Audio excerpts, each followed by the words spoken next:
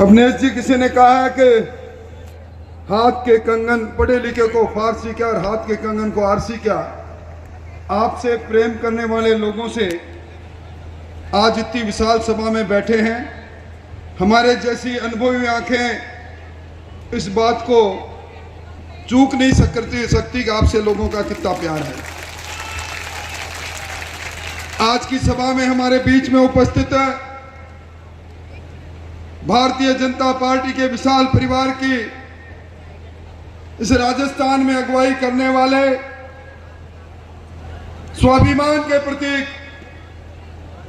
जिनको दुनिया कहती है चित्तौड़ राणा की शक्ति और मीरा की भक्ति का प्रदेश, उस जगह से पधारे सांसद आदरणीय सीपी जोशी जी, अभी अभी जिनका भाषण आपने सुना, सदूर बाड़मेर से चलकर हिंदुस्तान की सरकार में सर्वाधिक बाजरा पैदा करने वाले इस राजस्थान में बाजरे का न्यूनतम समर्थन मूल्य 2500 रुपए मिले, इसकी पैरवाई करने वाले मोदी सरकार के किसान और किसानी के कृषि राज्य मंत्री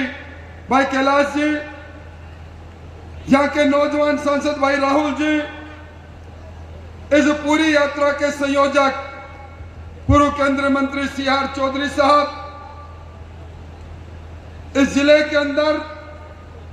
हमारी सबकी अगुवाई करने वाले हरलाल जी, और जिस नौजवान को मैंने विधानसभा में पहली बार एक सशक्त आवाज के रूप में एक ही बार में अपनी जिसने पहचान बनाई, जिसको विधानसभा और विधानसभा के बाहर इस रतनगढ़ की बाजार में,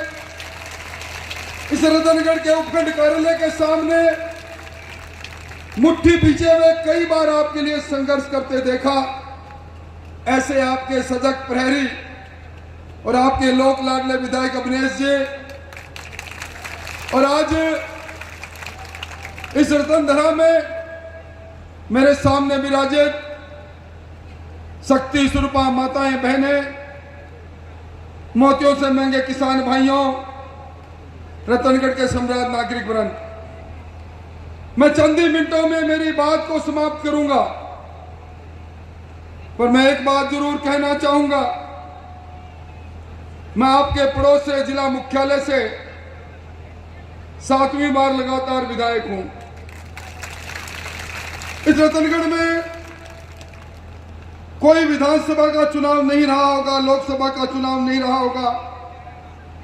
नगर पालिका हो, पंचायत समिति हो,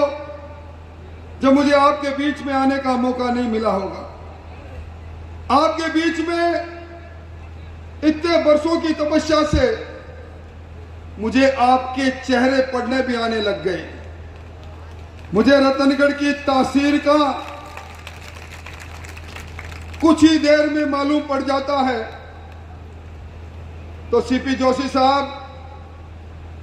रतनगढ़ के इन लोगों के चेहरे को देखकर मैं कह सकता हूं, ये परिवर्तन का संकल्प लेकर जो अश्वमेघ के 4 घोड़े 4 दिशाओं में चल रहे हैं, रतनगढ़ की इस सभा में मेरे सामने बैठे 36 कौम लोगों का बिरादरी के लोगों को देखकर कह सकता हूं, आपके अश्वमेघ यज्ञ में विजयश्री के लिए रतनगढ़ विधानसभा का नाम लिख लेना, कमल का फूल यहां खिलेगा। यह कमल का फूल इसलिए खिलेगा कि यह जमीन भाई जी हनुमान प्रसाद जी की जमीन है, यह धरा उनकी है। आज उनकी मूर्ति के सामने कोई रतनगढ़ का वासी ऐसा नहीं होगा जो सिर झुका के नहीं निकलता होगा। इस सनातन के लिए आजादी और आजादी के बाद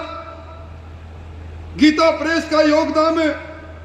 और गीता प्रेस का जब नाम आता है,